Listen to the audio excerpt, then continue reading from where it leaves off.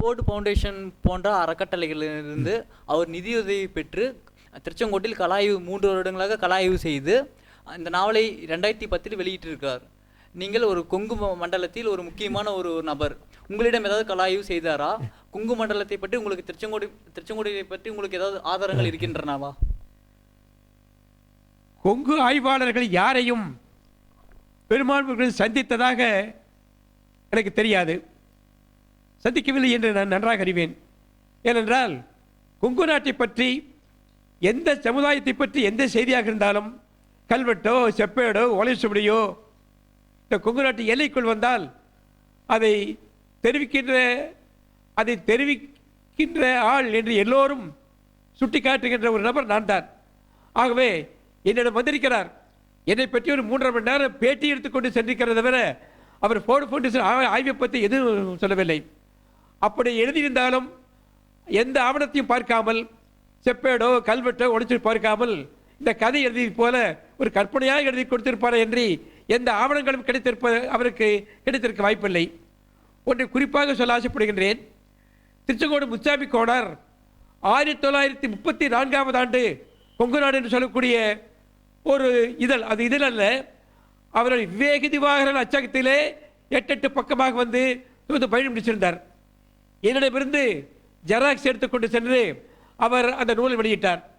ஆனால் அந்த ஜெராக்ஸ் காப்பியில் நன்றாக இல்லாத காரணத்தால் என்னிடமிருந்து மூலப்படி அவருக்கு கொடுத்தேன். ஒரே ஒரு ஆவணத்தை அவர் வெளியிட்டிருக்கிறார். அது நான் கொடுத்த ஆவணம். அது சரியாக கூட பார்க்காமல் தவறாக வெளியிட்டிருக்கிறார்.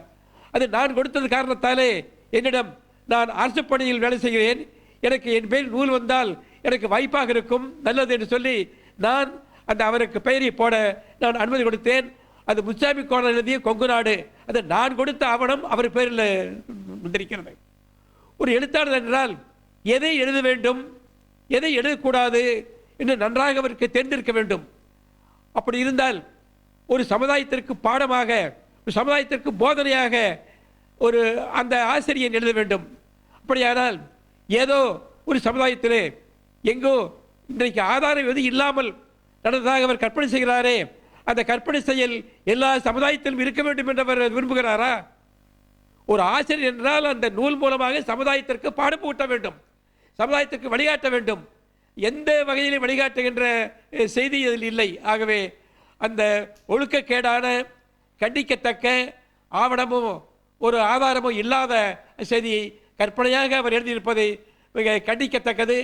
மற்ற யதார்த்தம் என்ற பெயரிலே, உட்போக்கு என்ற பெயரிலே சில எழுத்தாளர்கள் இந்த கொங்கு நாட்டினுடைய பாரம்பரியத்தை, பண்பாட்டை, வழக்கத்தை தெரியாதவர்கள் அவருக்கு ஆதரவை தெரிவிக்கிறத தவிர அது சரியான நடவடிக்கை இல்லை. நன்றிங்க ஐயா. ஹிந்து பேப்பர் வந்து செவிவழி செய்தி, பதிவு செய்யப்படாத இலக்கியங்கள், நமது நாட்டின் பழங்குடி, அதாவது நம்ம நாட்டின் மக்கள் இலக்கியங்கள்னு சொல்றாங்க ஹிந்து பேப்பர் மாதிரி இலக்கியங்கள். அப்படி ஏதாவது உங்களுக்கு வந்த விஷயங்கள், உங்களுக்கு அதை பற்றி விவரங்கள் சொல்லுங்க.